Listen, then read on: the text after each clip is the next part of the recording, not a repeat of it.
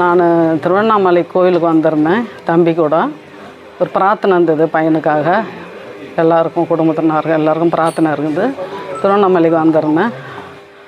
அங்கே வந்து நைட் தங்கிட்டு காலையில் வீட்டுக்கு போகலாம் தான். அதுக்கப்புறம் தான் மணிமாறன் சொன்னார், அப்பா இறந்துட்டார்.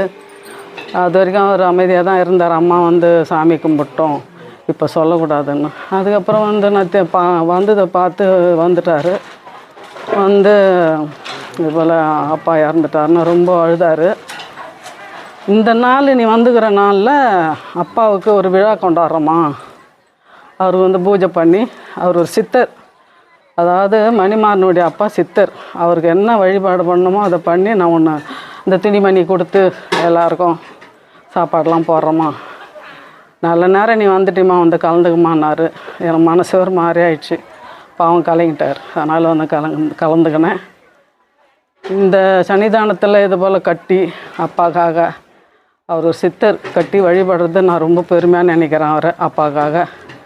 அப்பா அம்மா 2 பேர் தான். அதில் அப்பா இறந்துட்டார், அம்மா மட்டும்தான். நான் நினைக்கவே இல்லை இப்படி நடக்கும்னு சொல்லி. நான் கொடுத்து வச்சுருக்கணும். ஒரு சித்தருக்கு என் கையால் வழிபாடு பண்ணது இந்த ஊர் மக்களுக்காக ரொம்ப ரொம்ப நன்றி தெரிவிச்சுக்கிறேன். மணிமாறன் அம்மாவுக்கு ரொம்ப பணிவன்புடன் என் வணக்கத்தை தெரிஞ்சுக்கிறேன். மணிமாறன் என்னுடைய பிள்ளை. அவர் வந்து எனக்கு என் பையன் எவ்வளோ மரியாதை வச்சுருக்கிறாரோ அதுபோல் மணிமாறன் என் மேலே மரியாதை வச்சு நான் நினைக்கவே இல்லை. கோயிலுக்கு வந்து இப்போது கிளம்பிடலான்னு நினச்சேன். அவர் வந்து திடீர்னு சொல்லி இது போல் சொன்னார். சரிப்பா இருந்து நான் செஞ்சுட்டு போகிறேன்னு சொன்னேன். வச்சு காப்பாற்றுங்க, முதியோர் இல்லத்தில் சேர்க்காதீங்கன்னு. அதுதான் நான் திரும்பி சொல்கிறேன். அப்பா அம்மா வந்து கடவுளுக்கு மேலே, அப்புறம்தான் கடவுள். அப்பா அம்மா வணங்கினா தெய்வம் மனமாற நம்மளை ஏற்றுக்கும். அவங்கள என்ன கொடுமை பண்ணிவிட்டு நீங்கள் போய் சாமியை என்ன கும்பிட்டாலும் அவர் மன்னிக்கவே மாட்டார். அதுதான் தெய்வம்னா அவங்க தான் அப்பா அம்மா.